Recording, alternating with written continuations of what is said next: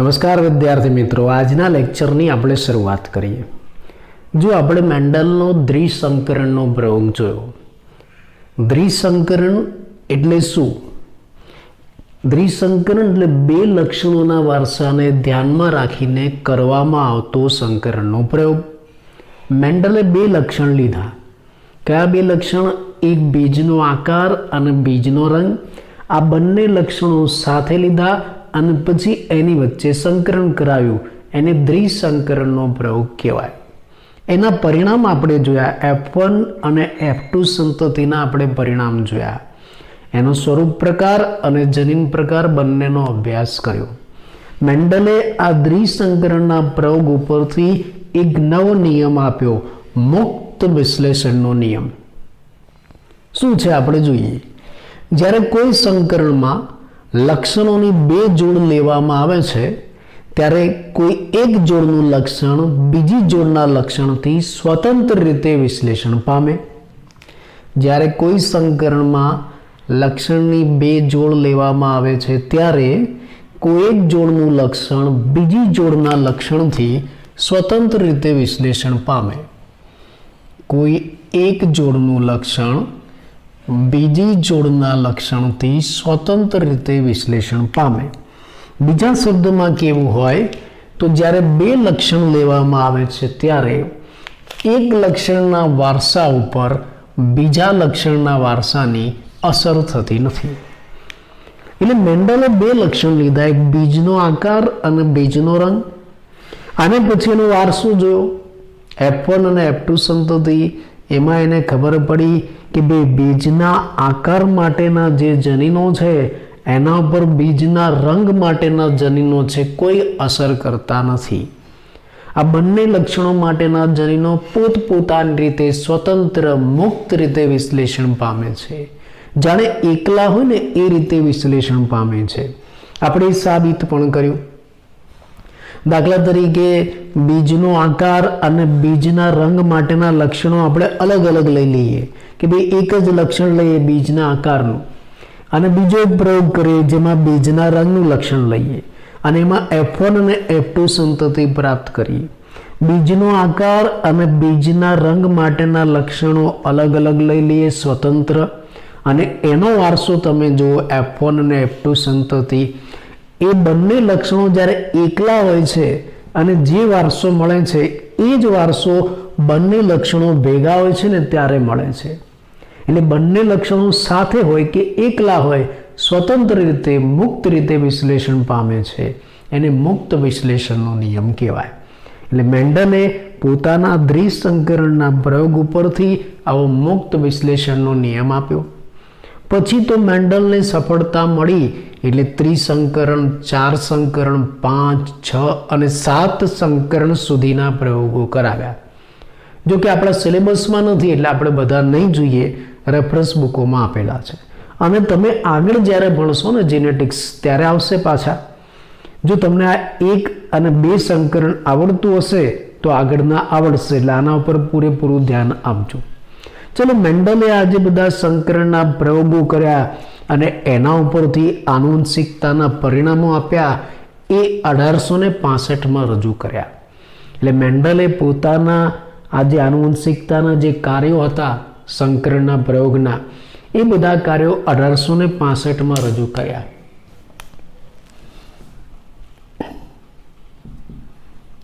મેન્ડલે પોતાના આનુવંશિકતાના કાર્યો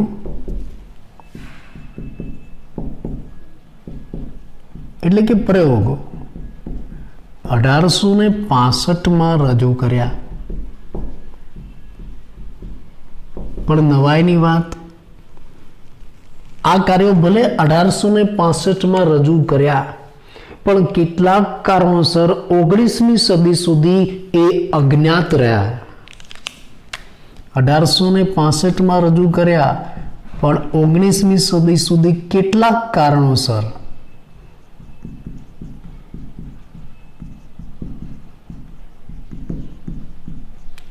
કારણોસર આ જે કાર્ય છે એ અજાણ રહ્યા, અજ્ઞાત રહ્યા, કોઈને ખબર ના પડી, કોઈને એની જાણ ના થઈ. એવા તે કયા કારણ કે જેના કારણે મેન્ડલનું કાર્ય પ્રચલિત ન થયું, લોકોના જાણમાં ના આવ્યું, જાહેર ન થયું? એવા તે કયા કારણો પ્રશ્ન સ્વરૂપે પૂછાય. કયા કારણોસર મેન્ડલનું કાર્ય પ્રચલિત ન બન્યું અથવા તો અજ્ઞાત રહ્યું? એવા મુખ્ય 3 કારણો. આપણે કારણોની વાત કરીએ. પહેલું કારણ, કારણ 1. પહેલું કારણ શું હતું? પહેલું કારણ હતું પ્રસાર પ્રચારનું, સંચાર વ્યવહાર એવું પણ કહેવાય. પહેલું કારણ હતું સંચાર વ્યવહારનું.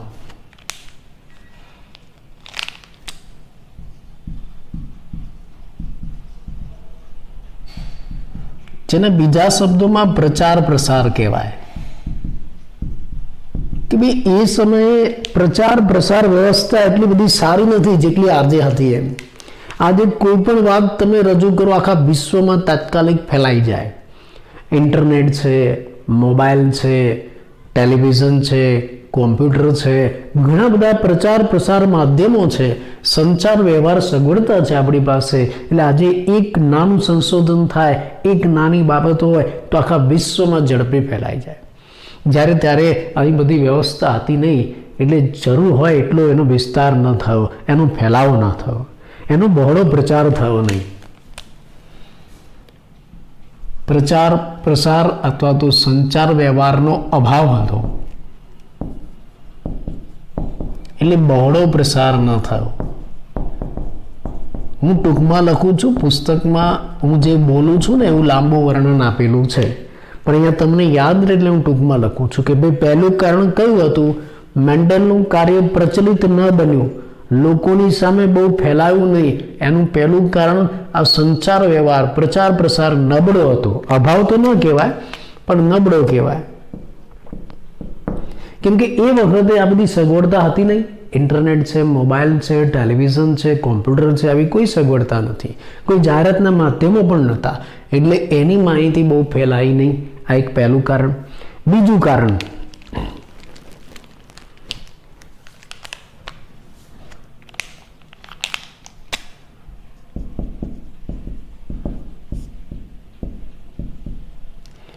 સમકાલીનો દ્વારા મેન્ડલની સંકલ્પનાનો અસ્વીકાર. હું ટૂંકમાં ટાઇટલ આપું છું.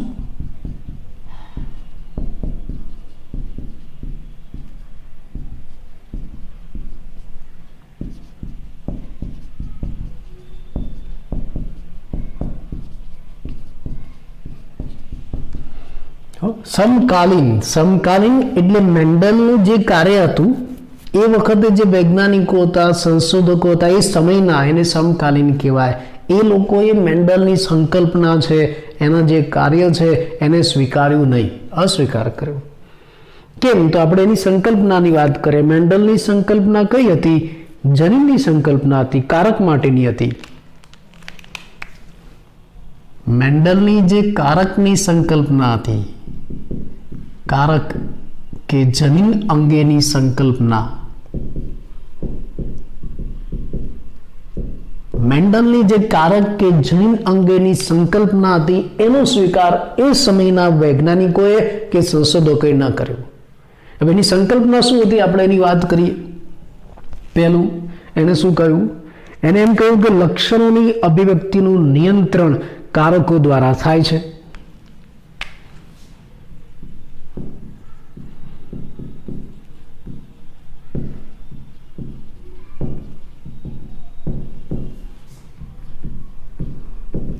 નિયંત્રણ કારકો દ્વારા થાય.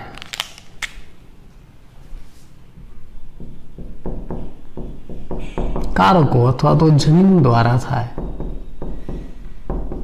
બરાબર? એને એમ કહ્યું લક્ષણોની અભિવ્યક્તિનું નિયંત્રણ જનીન અથવા તો કારકો દ્વારા થાય. અને આ જે જનીન છે, કારક છે, એ આનુવંશિકતાનું સ્થાયી અને સ્પષ્ટ એકમ છે.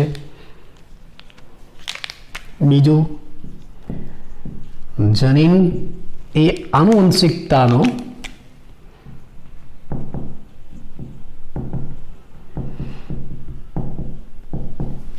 સ્થાયી અને સ્પષ્ટ, સ્પષ્ટ માટે અલગ શબ્દ વાપરેલો છે, અલગ એકમ છે. મેન્ડલે કઈ સંકલ્પના રજૂ કરી કે ભાઈ લક્ષણોની અભિવ્યક્તિનું નિયંત્રણ જનીન દ્વારા થાય છે, કારક દ્વારા થાય છે, અને આ કારક જ આનુવંશિકતા માટે જવાબદાર છે. આ કારક જ આનુવંશિકતાનું સ્થાયી અલગ સ્પષ્ટ એકમ છે. બીજું એને એમ પણ કહ્યું કે લક્ષણોના નિયંત્રણ માટે જવાબદાર જે જનીનો છે એ જોડમાં હોય છે.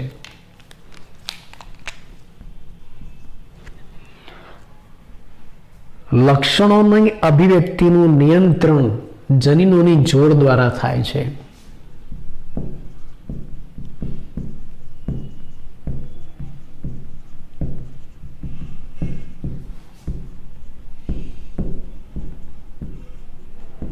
જનીનની જોડ દ્વારા થાય છે,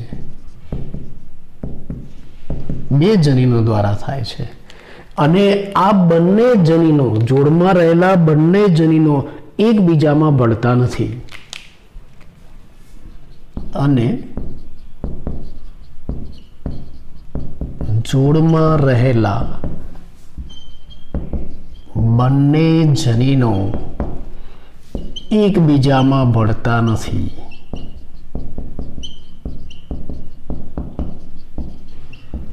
બરાબર. આ મેન્ડલની સંકલ્પના હતી કે ભાઈ લક્ષણોની અભિવ્યક્તિનું નિયંત્રણ કારકો દ્વારા થાય છે, અને આ કારક એટલે કે જનીન એ આનુવંશિકતાનો સ્થાયી સ્પષ્ટ એકમ છે, અને કોઈ પણ લક્ષણની અભિવ્યક્તિનું નિયંત્રણ એક જનીન દ્વારા નહીં, જનીનની જોડ દ્વારા, બે અલગ અથવા તો એક સમાન જનીન દ્વારા થાય.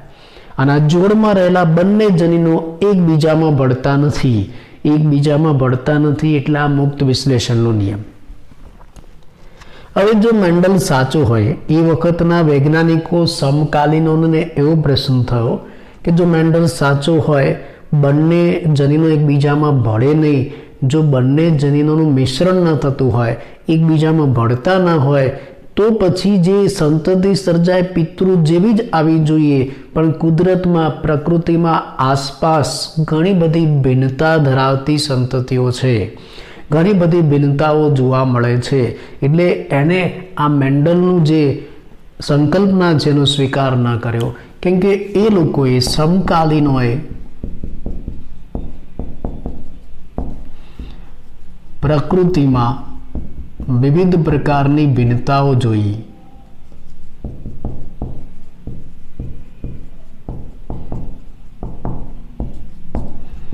પ્રકૃતિમાં વિવિધ પ્રકારની ભિન્નતાઓ જોઈ. જો જોડમાં રહેલા બંને જનીન એકબીજામાં ભળતા જ ન હોય અને જેમ જેમ ઉતરી આવતા હોય તો કુદરતમાં ભિન્નતા જ ન સર્જાય. પણ એના સમકાલીનોએ પ્રકૃતિમાં વિવિધ પ્રકારની ભિન્નતાઓ જોઈ, એટલે એને અનુમાન કર્યું કે આ મેન્ડલ સાચો નથી, એટલે મેન્ડલની સંકલ્પનાનો સ્વીકાર ન કર્યો. આ બીજું કારણ. મેન્ડલનું કાર્ય શા માટે પ્રકાશિત ન થયો પ્રશ્ન તમને પૂછાય, એમાંનું આ પહેલું કારણ. આ બીજું કારણ. હવે ત્રીજું કારણ આપણે જોઈએ.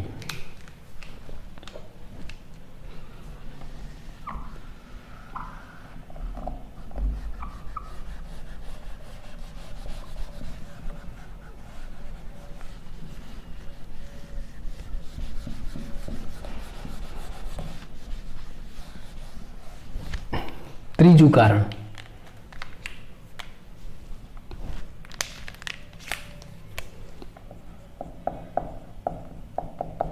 કારણ 3.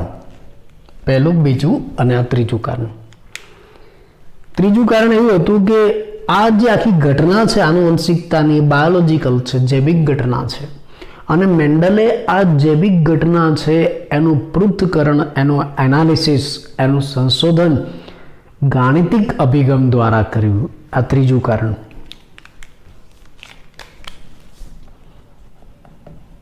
મેન્ડલે આ જૈવ ઘટનાનું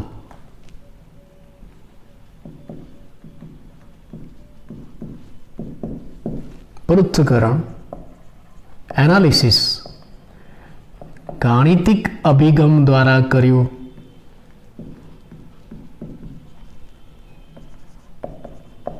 નવાઈની વાત, આ એક નવો અભિગમ હતો બાયોલોજીમાં મેથ્સ. કોઈ બાયોલોજીની ઘટના, સમસ્યા, એનો ઉકેલ મેથ્સ દ્વારા લાવવામાં આવ્યો. આ એક નવો અભિગમ હતો, બિલકુલ નવો અભિગમ, જે સૌ પ્રથમ એને વાપર્યો. આ બિલકુલ નવો અભિગમ હતો જેનો સૌ પ્રથમ એનો ઉપયોગ કર્યો. બાયોલોજીમાં પહેલી વાર મેથ્સનો ઉપયોગ કર્યો. એટલે ઘણા બાયોલોજિસ્ટે એને સ્વીકાર્યો જ નહીં, ઘણા જે વૈજ્ઞાનિકો એનો સ્વીકાર જ ન કર્યો.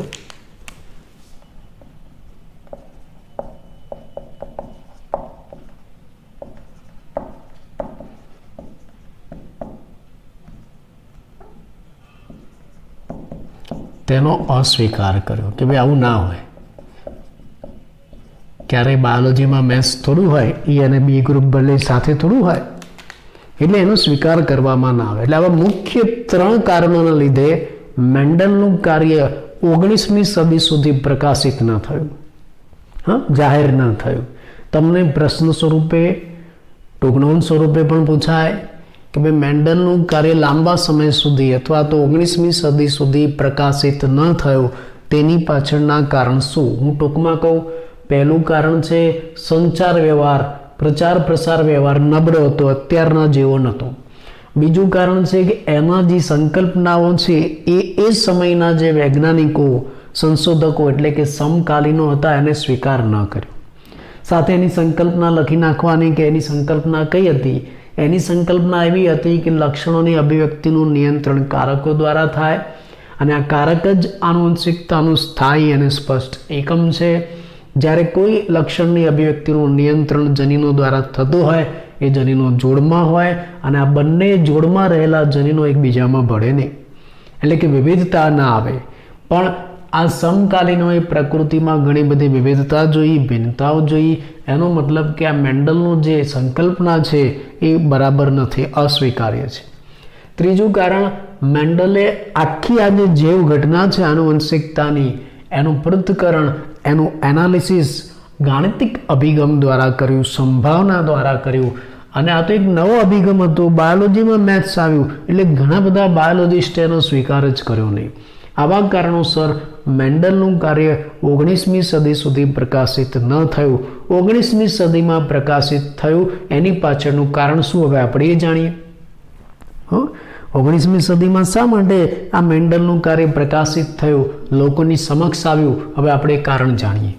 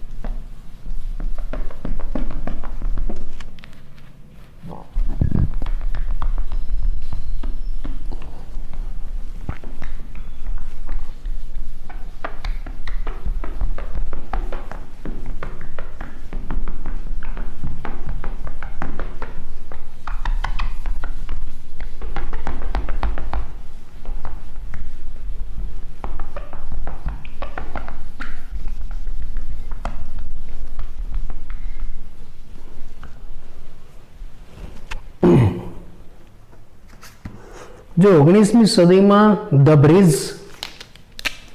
19મી સદીમાં શા માટે પ્રકાશિત થયું, મેન્ડલનું કાર્ય કેમ બહાર આવ્યું, આપણે એનું કારણ કહીએ. હવે 19મી સદીમાં ધ બ્રિજ, કોરેન્સ અને શેરમાર્ક વૈજ્ઞાનિકોના નામ છે.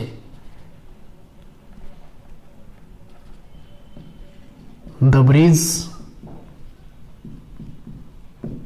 કોરેન્સ અને શેરમાર્ક. શેરમાર્કના સ્પેલિંગમાં ટી આવે છે પણ એ સાયલેન્ટ રહે છે. 19મી સદીમાં આ 3 વૈજ્ઞાનિકોના નામ તમને એમસીક્યુમાં પૂછાય. ધ બ્રિજ, કોરેન્સ અને શેરમાર્ક. આ 3 વૈજ્ઞાનિકોએ પોતપોતાની રીતે, સ્વતંત્ર રીતે, એટલે કે વ્યક્તિગત રીતે મેન્ડલે જે પ્રયોગ કર્યા હતા એ પ્રયોગો ફરીથી કર્યા અને એના પરિણામોનું પુનઃ સંશોધન કર્યું. આ 3 વૈજ્ઞાનિકોએ વ્યક્તિગત રીતે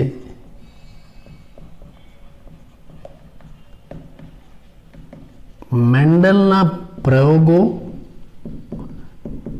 અને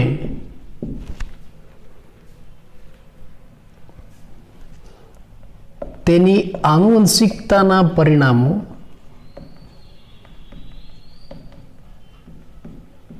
પરિણામોનું પુનઃ સંશોધન કર્યું.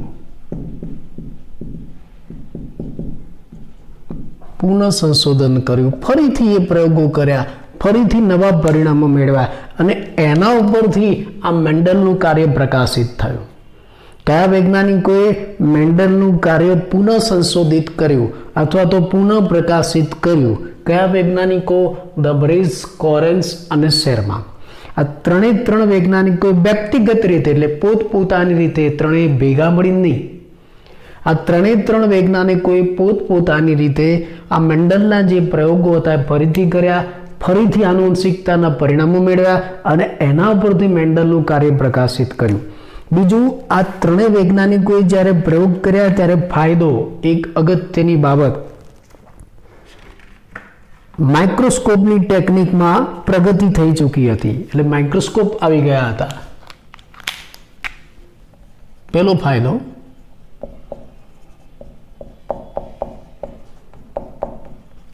માઇક્રોસ્કોપની ટેકનિકમાં પ્રગતિ થઈ હતી, એટલે સારા માઇક્રોસ્કોપ શોધાઈ ચૂક્યા હતા. જો એક અગત્યની બાબત, મેન્ડલે જ્યારે કાર્ય કર્યું હતું ને ત્યારે માઇક્રોસ્કોપની શોધ નથી થઈ. બીજું, એ વખતે કોષ વિભાજન શું એ જ્ઞાન નહોતું, રંગસૂત્રની પણ માહિતી નહોતી, પ્રજનન કોષોનું નિર્માણ કેવી રીતે થાય એ પણ જાણતો નહોતો મેન્ડલ. છતાં એણે પોતાના પ્રયોગો ઉપરથી અને સંકલ્પના ઉપરથી આનુવંશિકતાનો નિયમ બનાવ્યો, એટલે જ તો એને આનુવંશિકતાનો પિતા કહેવાય છે. એનું કાર્ય મહત્વનું છે. કોઈ પણ સાધન વગર અથવા તો કોઈ પણ માહિતી વગર આટલી બધી આનુવંશિકતાની નિયમોની ચકાસણી કરી એ ખરેખર આજે પણ સ્વીકારે છે પાછું, એટલે એનું કાર્ય મહાન છે, માટે તેને આનુવંશિકતાનો પિતા કીધો છે. હા, 19મી સદીમાં જ્યારે આ ત્રણ વૈજ્ઞાનિકોએ મેન્ડલ જેવું જ કાર્ય ફરીથી કરવાનું ચાલુ કર્યું ત્યારે એની પાસે તો થોડું એડવાન્સ કાર્ય હતું, એની પાસે તો એડવાન્સ સાધનો હતા, એની પાસે માઇક્રોસ્કોપની શોધ થઈ ચૂકેલી હતી. બીજું, અને આ માઇક્રોસ્કોપની મદદથી કોષ વિભાજનનો કાળજીપૂર્વક અભ્યાસ પણ થઈ શકતો. માઇક્રોસ્કોપ શોધાઈ ગયું એટલે કોષ વિભાજન કેવી રીતે થાય છે એ ડિટેલમાં અભ્યાસ કરી શકાય.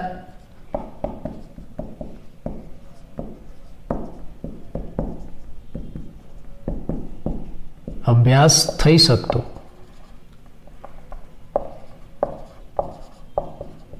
આ એક બીજો ફાયદો હતો. ત્રીજું, એ વખતે રંગસૂત્ર શોધાઈ ગયા હતા. એ વખતે કોષ કેન્દ્રમાં એક એવી રચનાનું સંશોધન થઈ ચૂક્યું હતું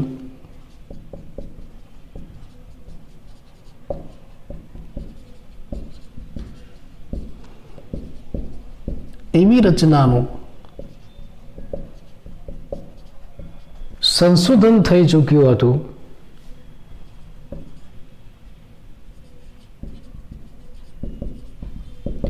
કે જે કોષ વિભાજન પહેલા સ્વયં જનન પામે છે અને પછી વિભાજન પામે છે.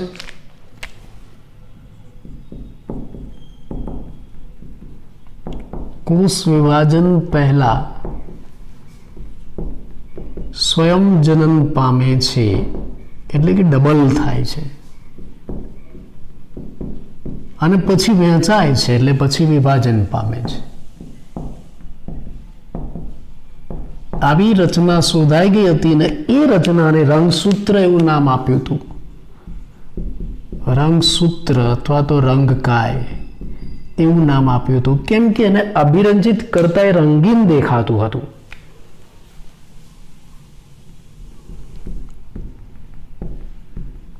અભિરંજિત કરતા એ સૂત્ર જેવી રચના હતી એ રંગીન દેખાતી હતી,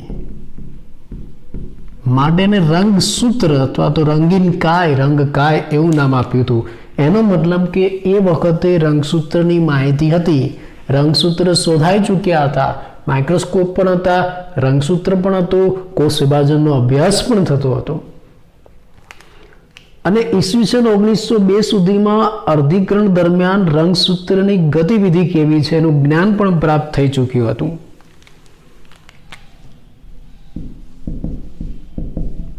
1902 અર્ધીકરણ દરમિયાન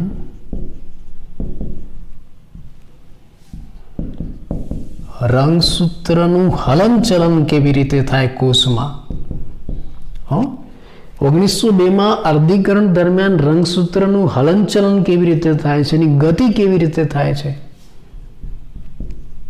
એની ગતિનું જ્ઞાન પ્રાપ્ત થઈ ચૂક્યું હતું.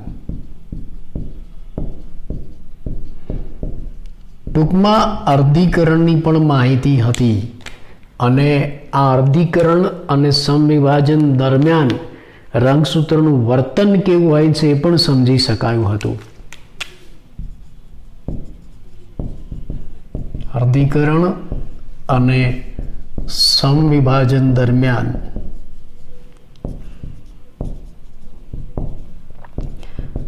રંગસૂત્રની વર્તણૂકને પણ સમજી શકાય.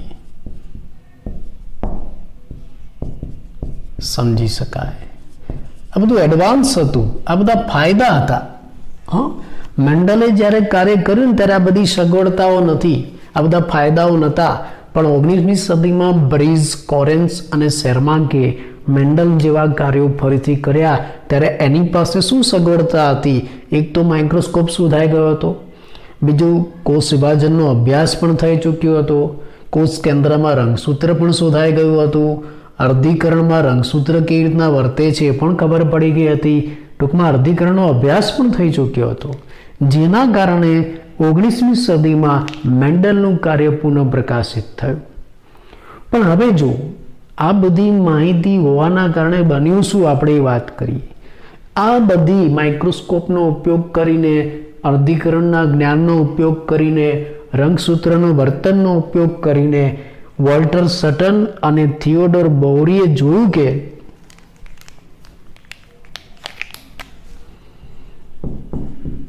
વોલ્ટર સટન અને થિયોડોર બોહરીએ કંઈક નવું જોયું. આ બધા વૈજ્ઞાનિકોએ મેન્ડલને જે પ્રયોગ કર્યા હતા એ જ ફરીથી કર્યા, પણ આ બધાનો ઉપયોગ કરીને, પ્રયોગશાળામાં માઇક્રોસ્કોપનો ઉપયોગ કરીને, અર્ધીકરણના જ્ઞાનનો ઉપયોગ કરીને, રંગસૂત્રને પણ જોઈને આ બધો અભ્યાસ કર્યો. તો વોલ્ટર સટન અને થિયોડોર બોહરીએ માઇક્રોસ્કોપમાં જોયું તો ખબર પડી કે મેન્ડલ જે જનીનની કલ્પના કરતો હતો, કે જનીનો જોડમાં હોય, તેને જોવા મળ્યું કે જનીનો નહીં, રંગસૂત્ર જોડમાં હોય છે. આટલા અભ્યાસ ઉપરથી એને જોવા મળ્યું કે ભાઈ મેન્ડલ જે જનીનની કલ્પના કરતો હતો કે જનીન જોડમાં હોય, પ્રજનન કોષો દરમિયાન જનીનની વહેંચણી થાય, પણ એ બધું કાર્ય તો કોણ કરે છે? રંગસૂત્ર કરે છે. એટલે મેન્ડલે કલ્પેલા જે જનીન છે એ વાસ્તવમાં રંગસૂત્ર છે એવું આણે કહ્યું. બરાબર. આ બધા જ સાધનોની મદદથી, આ બધા જ પરિણામોની મદદથી સટન અને બોહરીએ મેન્ડલનું કાર્ય ફરીથી કર્યું અને એને જોયું કે મેન્ડલે કલ્પેલા જે જનીન છે એ જનીન જેવું વર્તન તો રંગસૂત્રનું છે. મેન્ડલે કલ્પના કરેલ જનીન જેવું વર્તન રંગસૂત્રનું છે. મેન્ડલે કલ્પના કરેલ જનીન છે. મેન્ડલ જે જનીનની વાત કરતો હતો કે ભાઈ જનીનો જોડમાં હોય અને જનીનો પ્રજનન કોષોમાં વહેંચાય, પણ આ લોકોએ અભ્યાસ કર્યો તો જોડમાં જનીન નહોતા, રંગસૂત્ર હતા. પ્રજનન કોષોમાં જનીન નહીં, રંગસૂત્ર વહેંચાતા હતા. એટલે મેન્ડલ જેને જનીન કરતો હતો એ વાસ્તવમાં શું હતું? રંગસૂત્ર હતું. એટલે જ આ સટન અને બોહરીએ આ મેન્ડલના કાર્ય ઉપર સટલ પાડી દીધું, આખું બદલી નાખ્યું. એણે એમ કીધું કે આનુવંશિકતા માટે રંગસૂત્ર જવાબદાર છે, જનીન નહીં. એણે મેન્ડલના નિયમોને રંગસૂત્રની ગતિવિધિ દ્વારા સમજાવ્યા. મેન્ડલના નિયમોને રંગસૂત્રની ગતિવિધિ દ્વારા સમજાવ્યા.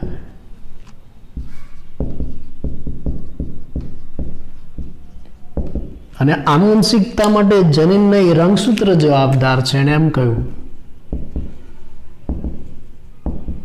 આનુવંશિકતા માટે રંગસૂત્ર જવાબદાર છે. અને એક નવી થિયરી, નવો વાદ આપ્યો, આનુવંશિકતાનો રંગસૂત્રીય વાદ.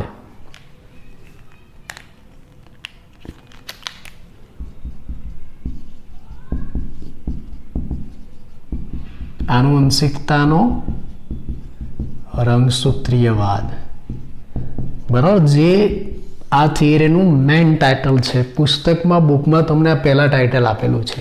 એટલે આખી થિયરી આવી છે. ટૂંકનોમ સ્વરૂપે પણ પૂછાય, આનુવંશિકતાનો રંગસૂત્રીયવાદ સમજાવો. એટલે આનુવંશિકતા માટે જનીન જવાબદાર નથી, પણ રંગસૂત્ર જવાબદાર છે એવું કોણે સાબિત કર્યું? સટન અને બોહરીએ. બરાબર. આ કેમ આવ્યું ફરી એકવાર જોઈએ કે ભાઈ આપણે પહેલા જોયું કે મેન્ડલે 1865માં પોતાના કાર્ય અને પરિણામો રજૂ કર્યા, પણ 19મી સદી સુધી એ સ્વીકાર્ય ન બન્યા. એના ઘણા બધા કારણો હતા, મુખ્ય 3 કારણો હતા. હા, આપણે એમ માની લઈએ કે ભાઈ મેન્ડલ સાચો છે અને આનુવંશિકતા માટે જનીન જ જવાબદાર છે, તો જનીન છે શું? જનીન છે શું? વાસ્તવમાં શેનો બનેલો છે? અથવા તો પછી આ જે જનીન છે એનું અસ્તિત્વ કેવું હોય એના કોઈ ભૌતિક પુરાવા મેન્ડલ નહોતો આપી શક્યો. વાસ્તવમાં જનીન છે શું, શેનો બનેલો છે, અથવા તેનું અસ્તિત્વ કેવું છે, એના ભૌતિક પુરાવા મેન્ડલ નહોતો આપી શક્યો. એટલે એનું કાર્ય બહુ પ્રકાશિત ન થયું. પણ 19મી સદીમાં ધ બ્રિજ, કોરેન્સ અને શેરમાર્કે મેન્ડલના કાર્ય ફરીથી કર્યા. ત્યારે એની પાસે આ બધી સગવડ હતી, માઇક્રોસ્કોપની, રંગસૂત્રની, કોષ વિભાજનની બધી માહિતીઓ હતી અને પ્રેક્ટિકલી અભ્યાસ કરી શકતા હતા. એટલે પ્રેક્ટિકલી એને અભ્યાસ કર્યો તો એને ખબર પડી કે મેન્ડલ જ્યાં જનીન કરતો હતો કે આનુવંશિકતા માટે જનીન જવાબદાર છે, જનીન જોડમાં હોય, પ્રજનન કોષોનું નિર્માણ થાય ત્યારે જનીન વહેંચાય, પણ એ બધું કંઈ જનીન નહોતું. એ બધું તો શું હતું? રંગસૂત્ર. એટલે મેન્ડલ જેને રંગસૂત્ર કે જનીન કહેતો હતો એ વાસ્તવમાં રંગસૂત્ર છે. એટલે આનુવંશિકતા માટે રંગસૂત્ર જવાબદાર છે. એટલે સટન અને બોહરીએ આનુવંશિકતાનો રંગસૂત્રીયવાદ આપ્યો. અને ત્યાર પછી સમવિભાજન અને અર્ધીકરણની પ્રક્રિયાઓની પણ રંગસૂત્રના વર્તન દ્વારા સમજૂતી આપી શકાય. જેમ જનીનો જોડમાં હોય છે એમ રંગસૂત્ર જોડમાં હોય છે એમ આણે કહ્યું. તો પછી જનીન ક્યાં છે? આનુવંશિકતા માટે રંગસૂત્ર જવાબદાર છે, તો જનીન જેવું કંઈ છે કે નહીં? એ પણ ત્યાર પછી મોર્ગન, સટન, બોહરીએ બધાએ ભેગા મળીને સાબિત કર્યું કે મેન્ડલ બિલકુલ ખોટો નથી, જનીન પણ છે. અને જનીન ક્યાં છે? આ રંગસૂત્ર ઉપર છે. હા, જનીન ક્યાં છે? આ રંગસૂત્ર ઉપર. કેવી રીતે? હું તમને કહું.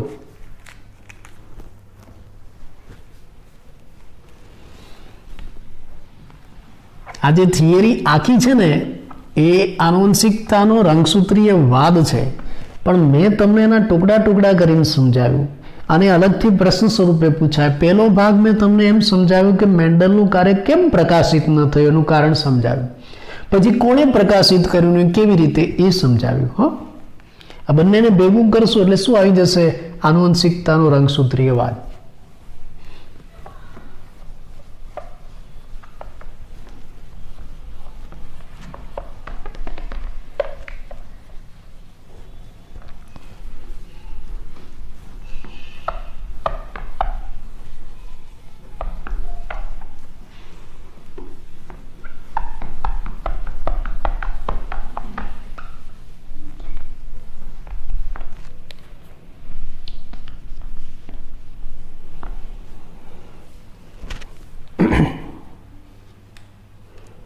કે ભાઈ ચલો આનુવંશિકતા માટે રંગસૂત્ર જવાબદાર છે, તો જનીન જેવું કંઈ ખરું કે નહીં?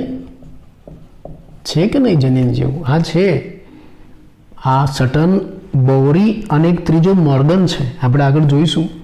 એ ત્રણેય ભેગા મળીને એવું સાબિત કર્યું કે મેન્ડલ ખોટો નથી, મેન્ડલ સાચો છે. આનુવંશિકતા માટે રંગસૂત્ર જવાબદાર છે. જનીનો જોડમાં નથી હોતા પણ રંગસૂત્ર જોડમાં હોય છે. ને એમ જોયું, પ્રેક્ટિકલી જોયું, રંગસૂત્રો જોડમાં હોય છે. અને આ જોડમાં રહેલા રંગસૂત્રને સમજાત રંગસૂત્ર કહેવાય.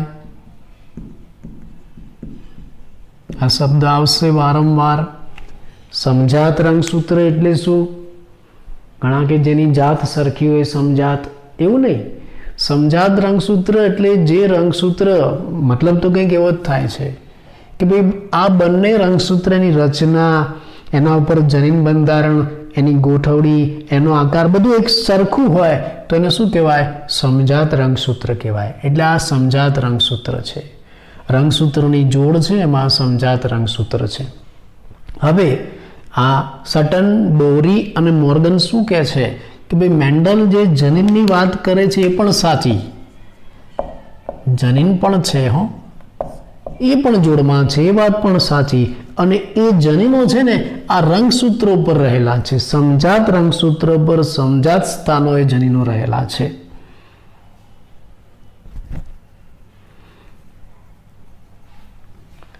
દાખલા તરીકે આ રીતે આ જનીનો સમજાત એટલે સરખા, સમજાત રંગસૂત્ર, એક સરખા રંગસૂત્ર, એમાં એક સરખા સ્થાનોએ જનીનો રહેલા છે જોડમાં. દાખલા તરીકે આ કેપિટલ આર હોય તો આ સ્મોલ આર, આ કેપિટલ વાય હોય તો આ સ્મોલ વાય. આવું છે. આવું સટન, બોરી, મોર્ગને સાબિત કર્યું. હવે આપણે સટન, બોરી વર્સિસ મેન્ડલની વાત કરીએ કે ભાઈ બંનેની પરિણામો શું હતા અને બંને શું સાબિત કર્યું, આપણે એ જોઈએ.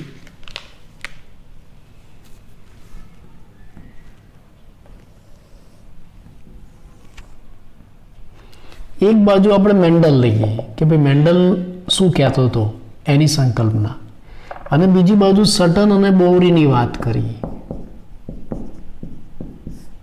મેન્ડલ વર્સિસ સટન, બોરી. મેન્ડલ એમ કહેતો હતો કે જનીનો જોડમાં હોય. પહેલું,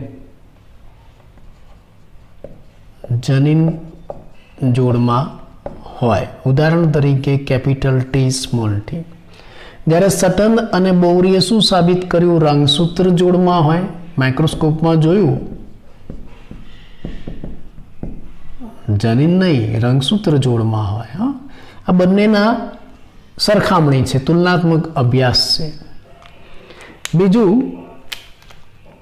મેન્ડલ એવું કહેતું હતું કે જ્યારે જન્યુનું નિર્માણ થાય, પ્રજનન કોષોનું નિર્માણ થાય, ત્યારે વિશ્લેષણ થાય છે અને વિશ્લેષણથી જોડમાં રહેલા જનીનો છે અલગ અલગ પ્રજનન કોષમાં વહેંચાય.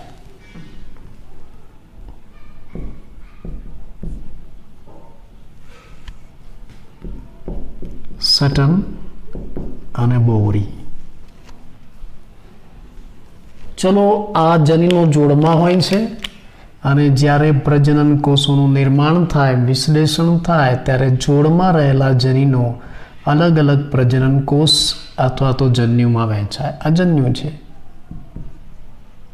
ક્યારે? વિશ્લેષણ થાય ત્યારે. મેન્ડલ એવું કહેતું હતું કે ભાઈ જ્યારે પ્રજનન કોષોનું નિર્માણ થાય, વિશ્લેષણ થાય, ત્યારે આ જોડમાં રહેલા બંને જનીનો અલગ અલગ પ્રજનન કોષ એટલે જન્યુમાં વહેંચાય. અને સટન અને બોરીએ શું જોયું કે જ્યારે પ્રજનન કોષોનું નિર્માણ થાય, વિશ્લેષણ થાય, ત્યારે જોડમાં રહેલા જે રંગસૂત્ર છે એ અલગ અલગ પ્રજનન કોષમાં વહેંચાય. વિશ્લેષણ થાય ત્યારે. એટલે મેન્ડલ જે વાત જનીનોની કરે છે એ જ વાત સટન અને બોરીએ સામા સાબિત કરી રંગસૂત્રમાં. આ બીજી વસ્તુ. ચલો, ત્રીજી વસ્તુ આપણે જોઈએ. મુક્ત વિશ્લેષણની વાત કરીએ કે ભાઈ જનીનની એક જોડ બીજી જોડથી સ્વતંત્ર રીતે વિશ્લેષણ પામે છે. મેન્ડલનો નિયમ હતો, જનીનની એક જોડ બીજી જોડથી સ્વતંત્ર રીતે વિશ્લેષણ પામે છે. દાખલા તરીકે capital R, small R, capital Y, small y. અને આનું વિશ્લેષણ થાય તો પ્રજનન કોષ કેવા બને આપણે જોયા. Capital R, capital Y, capital R, small y, small R, capital Y, small r, small y. આ મુક્ત વિશ્લેષણ કહેવાય. અને આ શું કહે છે સટન અને બોરી?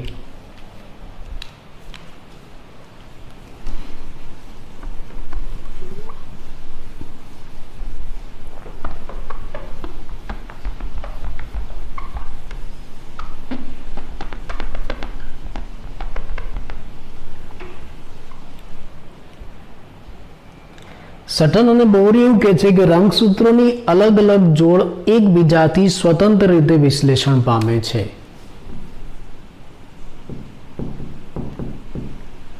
રંગસૂત્રોની અલગ અલગ જોડ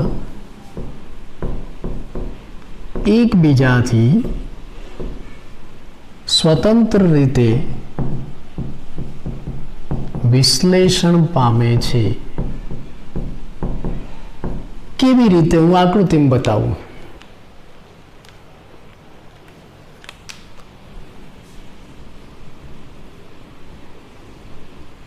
આ રંગસૂત્રની એક જોડ, આ રંગસૂત્રની બીજી જોડ.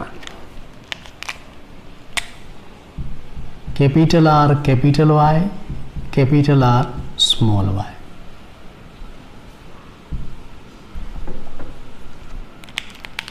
થોડી દૂર બતાવો બીજી જોડ.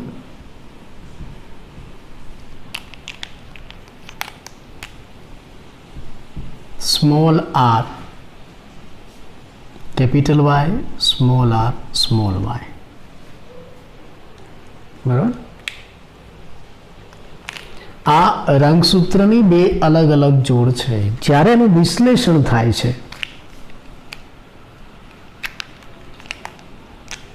રંગસૂત્રની અલગ અલગ જોડ છે, જ્યારે એનું વિશ્લેષણ થાય છે, પ્રજનન કોષ બને છે, ત્યારે શું થાય છે?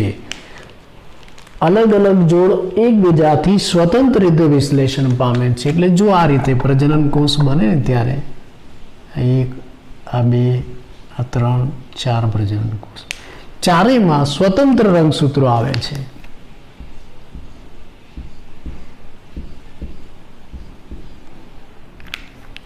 ચલો આમાં કેપિટલ આર કેપિટલ વાય વાળું, આમાં કેપિટલ આર સ્મોલ વાય વાળું, આમાં સ્મોલ આર કેપિટલ વાય વાળું, અને આમાં સ્મોલ આર સ્મોલ વાય વાળું. એટલે રંગસૂત્રનું વિશ્લેષણ સ્વતંત્ર થાય છે, જનીનનું નહીં. તો આ મેન્ડલ વર્સિસ સટન અને બોરી હતું.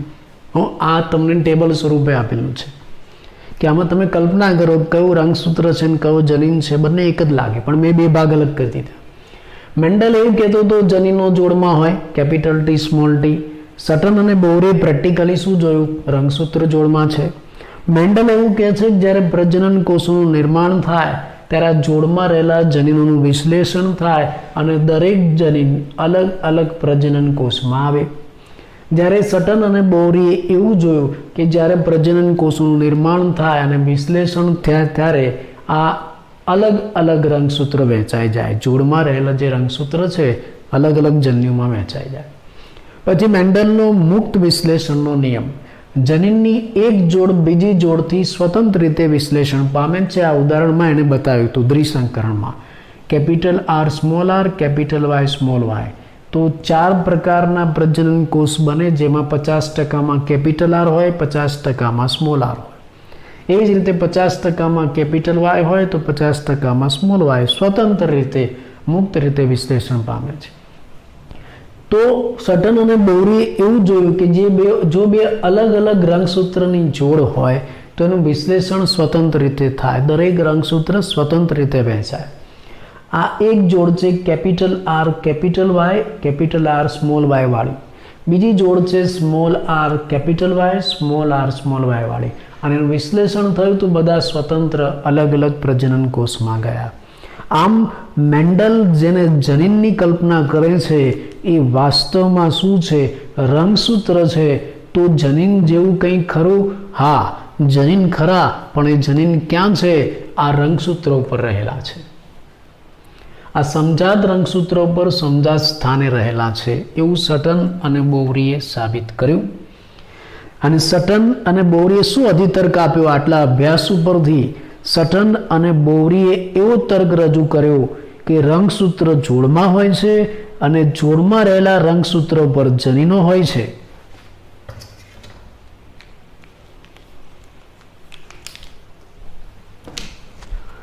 જગ્યા ઓછી છે,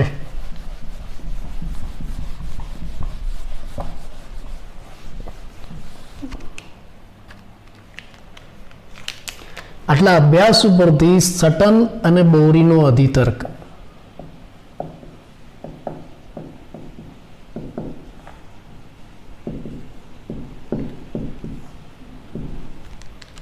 રંગસૂત્ર જોડમાં હોય છે અને જોડમાં રહેલા રંગસૂત્રો મુક્ત વિશ્લેષણ પામે છે. પેલાની જેમ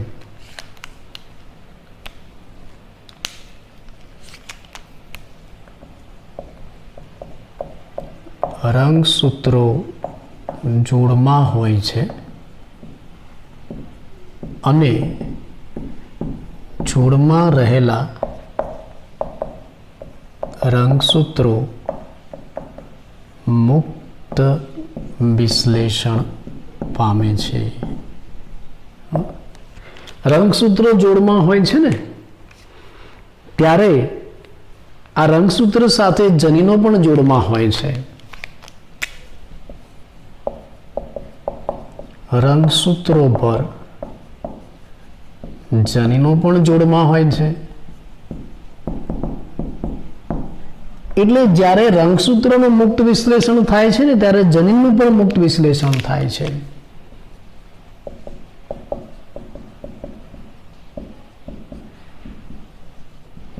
મુક્ત વિશ્લેષણ થાય ત્યારે જનીનનું પણ મુક્ત વિશ્લેષણ થાય છે. બરાબર, આ રીતે રંગસૂત્ર જોડમાં છે. આ જોડમાં રહેલા જે રંગસૂત્ર છે એની ઉપર જનીનોય જોડમાં છે. Capital R, small R, capital Y, small y. અને જ્યારે રંગસૂત્રનું મુક્ત વિશ્લેષણ થાય, પ્રજનન કોષ બને ત્યારે એકમાં એક રંગસૂત્ર આવે, બીજામાં બીજું. તો એની સાથે સાથે એની ઉપર રહેલા જનીનોનું પણ મુક્ત વિશ્લેષણ થાય. Capital R, capital Y, small r, small y, આવું કહે છે.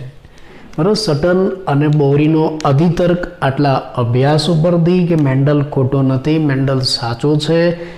રંગસૂત્ર સાચી વાત, પ્રેક્ટિકલી રંગસૂત્ર જોડમાં હોય છે પણ જનીન પણ હોય છે. જનીન આ રંગસૂત્ર ઉપર છે. એટલે જ્યારે રંગસૂત્રનું મુક્ત વિશ્લેષણ થાય ત્યારે એની ઉપર રહેલા જનીનોનું પણ મુક્ત વિશ્લેષણ થાય.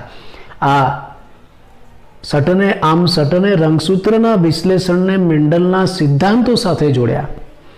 રંગસૂત્રના વિશ્લેષણને મેન્ડલના સિદ્ધાંતો સાથે જોડ્યા, જેને આનુવંશિકતાનો રંગસૂત્રવાદ કહેવાય છે.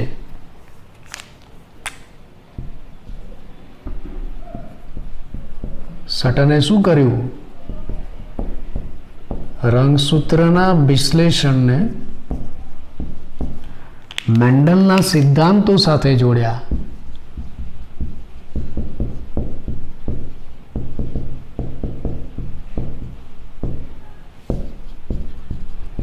જેને આનુવંશિકતાનો રંગસૂત્રીયવાદ કહેવાય છે.